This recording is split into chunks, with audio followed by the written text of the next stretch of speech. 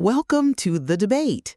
Today, we are examining a question that really sits at the very core of human behavior and self-development, which is, why does the brain repeat behaviors automatically? It really is the foundational question of behavioral psychology, isn't it? I mean, if we want to change who we are, we have to understand the actual physical mechanics of how our habits form in the first place. Exactly. And this discussion emerges from a really comprehensive body of scientific literature, spanning cognitive neuroscience, behavioral psychology, and clinical studies on neuroplasticity.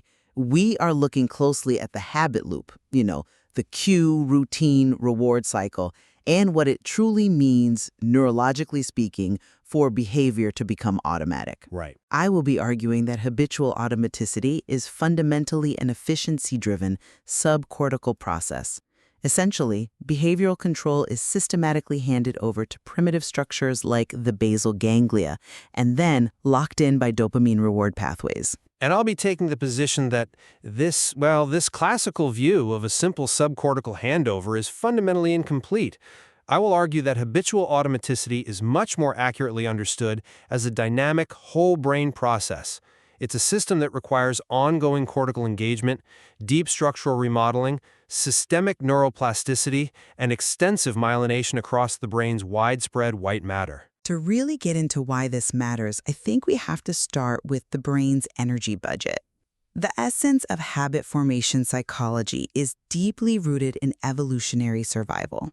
The prefrontal cortex, which is our brain's executive center responsible for complex planning, decision-making, resisting distractions, is incredibly metabolically expensive to operate. Think of it like a high-powered app just draining your smartphone battery.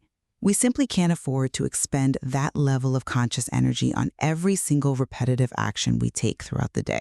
Right. The brain has to conserve energy. I mean, no one is arguing that we consciously deliberate over how to tie our shoes every morning. Precisely. So the brain evolved this brilliant delegation system based on that famous cue, routine, reward cycle.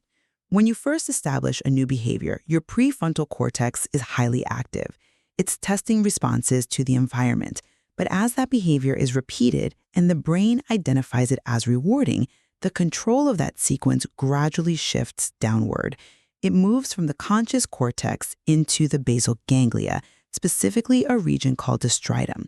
Once the basal ganglia take over, dopamine acts as the vital reinforcer. And that dopamine release is essentially what solidifies the loop, correct? Yes, exactly. In the basal ganglia, you have two main pathways regulating movement. The direct pathway promotes movement, and the indirect pathway suppresses it. Dopamine effectively greases the wheels of the direct pathway while inhibiting the indirect one. By the time this loop is deeply encoded, the prefrontal cortex effectively goes offline for that specific sequence. The brain is on autopilot. The cue triggers the basal ganglia, the routine is executed blindly, and the reward is anticipated. It is a primitive, highly efficient mechanism that removes the burden of choice. Which implies the cortex just powers down. And that is exactly the premise I have to challenge here. The classical model you just outlined, where novel behaviors require the cortex, and automatic behaviors are relegated solely to the basement of the brain, is being fundamentally upended by modern neuroimaging. Upended how? I mean, the metabolic shift is incredibly well documented. The shift happens, yes, but the cortex doesn't just go dark. Let's look at the sensory motor cortex. Evidence shows that extended training on a motor or cognitive skill doesn't decrease its activity. It actually increases task-related activation in those cortical areas. We even see learning-related structural changes in the primary motor cortex after years of practice. We really need to stop looking at habits as a subcortical dumping ground and start viewing them as a structural rewiring of the entire brain. But how do you reconcile that with the timeline of how habits actually form? Look, if the cortex is remaining highly engaged, we wouldn't see the distinct trajectory of automaticity that the behavioral data shows us. Let's bring in Philippa Lally's landmark 2010 study from University College London, which is central to habit formation psychology. The 66 Days study. Right. Her team tracked nearly 100 people over 12 weeks to see exactly how long it takes to form a habit. And the famous finding is that it takes an average of 66 days for a behavior to become automatic. though it ranged from, I think, 18 to over 250 days. But the fascinating part isn't just the number, it's the shape of the curve. Participants showed an initial steep increase in automaticity, followed by a long plateau. That timeline perfectly mirrors the gradual mechanical shift of control from conscious cortical processing to the procedural learning centers of the basal ganglia. It mirrors a shift, yes. But does it prove a total handover? I would argue it does, especially when you look at her other major finding. Lally found that missing a single day here and there did not derail the habit formation process. If the prefrontal cortex had to constantly maintain the habit through unbroken, conscious effort, a lapse would severely disrupt the learning curve. The fact that it doesn't, well, it proves that the subcortical encoding is incredibly robust and autonomous. Once the basal ganglia have chunked the behavior, it doesn't require unbroken daily conscious perfection to maintain the trajectory. Let's unpack Lally's study a bit closer because we really have to consider what was actually being measured. The instrument her team used was the Self-Report Habit Index, or SRHI. This tool measures subjective automaticity. It asks participants to rate the feeling of effortlessness, Which is the defining characteristic of a habit. It is a characteristic, but subjective automaticity encompasses several different phenomena. It includes what we call initiatory automaticity, which is the feeling that the decision to start is automatic. It also includes goal-directed automaticity, which is a sense of routine that still remains strictly tied to the person's active goals. The SRHI does not strictly measure true motor automaticity, where behavior fires completely independently of intention. And if you look at the specific data from that same study, you see the cracks in the purely subcortical model. In what sense? Participants who chose to create a complex habit, like exercising for 15 minutes before dinner, took 1.5 times longer to reach that plateau of automaticity than those who chose a simple habit, like drinking a bottle of water with lunch. Well, naturally, a complex movement takes longer to learn. But if habit formation were purely a subcortical handover, the basal ganglia would chunk the motor sequence of exercise just as efficiently as it chunks any other sequence of movements. The fact that complex, effortful behaviors take significantly longer indicates that behaviors requiring ongoing conscious engagement don't fit neatly into a purely subcortical autopilot model. The prefrontal cortex is still actively managing the complexity of the exercise routine. Let me give you a different perspective on why complexity extends that timeline, because it actually reinforces the basal ganglia's role. The delay isn't because the cortex is stubbornly holding on to control. It's because the basal ganglia simply require more repetition to physically encode a complex sequence. Walk me through the mechanics of that. Let's look at a structure within the basal ganglia called the substantia nigropars reticulata, or SNR. You can think of the SNR as a complex piano keyboard for movement control. It has numerous subpopulations of neurons that project down to distinct motor centers. For a simple habit like drinking water, the brain only needs to hit a few keys in sequence. But for a complex behavior, like a full exercise routine, the SNR has to coordinate a much larger, intricate chord progression of these neural keys. So you're saying the hardware just takes longer to program? Exactly. When you successfully perform the task, you get specific dopamine bursts in the striatum. Think of dopamine here like a neurochemical highlighter pen, marking those exact neural channels so the brain knows to use them again. A complex routine simply has more channels to highlight. It takes more time to encode into the subcortical architecture. But once it's there, the basal ganglia are still the primary driver. But the very fact that we are talking about goal-directed behaviors, like exercise, highlights my core issue with the subcortical model. True habits, in the classical sense, are stimulus-response associations that persist even when the outcome is no longer valued. If you put a person in a radically different context, or if their fitness goals suddenly change, their exercise routine often completely breaks down. That implies the habit was never fully relegated to the basal ganglia in the first place. It was always reliant on the cortex maintaining the overarching goal representation. Look, I hear you on the context shift, but let's look at what happens when behavior breaks down under pressure, because the evidence there overwhelmingly points to the sheer dominance of the subcortical circuits. Let's examine the role of stress, cravings, and dopamine. The breakdown of top-down control. Precisely. When a habit is deeply ingrained, encountering the cue causes the brain to release dopamine in anticipation of the reward. This creates the psychological experience of a craving. Now, what happens when an individual is subjected to acute or chronic stress? The prefrontal cortex, which you're arguing is so integral to ongoing habit expression, is exquisitely sensitive to stress. High levels of noradrenaline and dopamine triggered by a stressful event literally switch off the top-down cognitive control of the prefrontal cortex. The executive center goes dark. Leaving the subcortical structures unguarded. Exactly. And what is left running the show? The primitive basal ganglia, blindly executing old, ingrained habits. This is the precise neurological mechanism behind the abstinence violation effect, or AVE. The psychological snowball effect of a minor slip-up. Yes. Imagine someone trying to quit smoking. They experience a moment of weakness and have one cigarette. Immediately, they experience immense guilt, shame, and emotional stress. That emotional stress paralyzes their prefrontal cortex.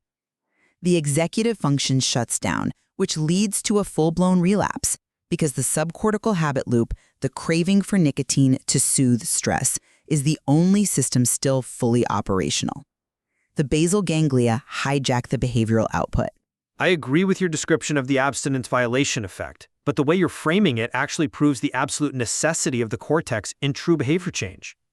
If it were merely about the basal ganglia hijacking the system, we would be entirely helpless against relapse. We'd be automatons. But we aren't. We aren't helpless, but we have to wait for the prefrontal cortex to come back online. Right, and when it does, how do we prevent the next relapse? Overcoming phenomena like the AVE requires active cognitive reframing. We use cognitive behavioral therapy or mindfulness practices. These techniques specifically engage the prefrontal cortex and the anterior cingulate cortex, which is the brain region responsible for processing conflict and emotional regulation. We use our conscious awareness to override the subcortical drive. But overriding it temporarily isn't the same as dismantling it. No, but it allows for structural remodeling. You are focusing heavily on dopamine as the primary driver of habits. Dopamine is crucial for motivation and reward, yes, but it is just the cheerleader. It doesn't build the structural bridges. For that, we must look at glutamate and acetylcholine. The neurotransmitters responsible for plasticity. Exactly. Glutamate is the primary excitatory neurotransmitter that drives long-term potentiation, or LTP. It dictates the actual physical strengthening and weakening of synaptic connections. Meanwhile, acetylcholine enhances our attention and focus during the acquisition phase of learning. When a person uses mindfulness to pause after experiencing a cue, say, feeling stressed and wanting a cigarette, they are actively using cortical networks to facilitate new glutamatergic plasticity. They are structurally overwriting the pathways, not just surviving a temporary subcortical hijack. Let me stop you right there, because the idea that we are structurally overriding or deleting these pathways contradicts one of the most established tenets in habit change neuroscience. It implies that we can somehow erase the old subcortical programming through sheer cortical willpower and mindfulness. But the neuroscience tells us a very different story, encapsulated in what is known as the golden rule of habit change. Which posits that habits are never truly gone. Exactly, because the neural pathways encoded in the basal ganglia are essentially permanent. Habits cannot be fully extinguished. You cannot simply overwrite or delete the old pathway with glutamate. The golden rule dictates that to change a behavior, you must maintain the old cue and maintain the old reward, but insert a new routine in the middle. Swapping the behavioral module? Right. So in our smoking example, if a person smokes to relieve stress, where the cue is tension and the reward is relaxation, they must find a new routine, like a brisk walk or deep breathing exercises, to insert into that exact same loop. They feel the tension, they go for a walk, they feel relaxed. The underlying subcortical architecture, the cue-reward association, firmly established in the basal ganglia, remains entirely intact. The permanence of these basal ganglia circuits demonstrates that the core of habitual automaticity is undeniably subcortical. It's a highly practical behavioral model, I won't deny that. But we have to consider that the golden rule is just a behavioral abstraction. It serves as a useful psychological tool, sure, but it severely underestimates the physical, structural remodeling occurring throughout the entire brain, particularly in the white matter. How so? Let's look at the concept of habit stacking. This is a vital strategy in behavioral change, where you pair a novel behavior with a deeply ingrained existing one. For example, deciding to meditate for 60 seconds, immediately after you pour your morning coffee. The pouring of the coffee is the established habit. The meditation is the new stack. A classic technique to leverage an existing cue. Yes, but the reason this works so effectively isn't just a simple software swap within a fixed subcortical loop. It works because it takes advantage of widespread myelination. I am familiar with the role of myelin, but how does the insulation of nerve fibers negate the role of the basal ganglia as the primary controller? Because myelination is a massive brain-wide structural adaptation. When a habit is practiced over years, like your morning coffee routine, the axons of the neurons involved are wrapped in myelin. It's a fatty insulating sheath that acts just like the rubber insulation on a copper electrical wire. It dramatically increases the speed and efficiency of the electrical signal transmission. When you habit stack, you aren't just playing a trick on the basal ganglia. You are literally anchoring a new behavioral intention to a heavily myelinated, highly efficient neural highway. Leveraging the existing infrastructure. Exactly, and as you repeat this new stacked behavior, you are engaging long-term potentiation across the cortex. We are talking about synaptogenesis, the physical growth of new dendritic spines to increase surface area for synaptic connections, and the literal pruning away of old unused synapses. The brain is reorganizing its physical structural geometry. It alters the sensory motor cortex, it engages the hippocampus to provide context, and it modifies widespread white matter tracts. Habit change is a profound whole-brain structural remodeling, not merely a software patch in the subcortex. That physical remodeling is undeniably real, and synaptogenesis is fascinating. But let's think about the practical reality of what that myelin is actually doing. We have to ask, where is the epicenter of this efficiency? The efficiency is distributed across the network. But to what end? The entire evolutionary purpose of insulating those axons with myelin is to reduce the cognitive load on the prefrontal cortex so it can focus on novel survival problems.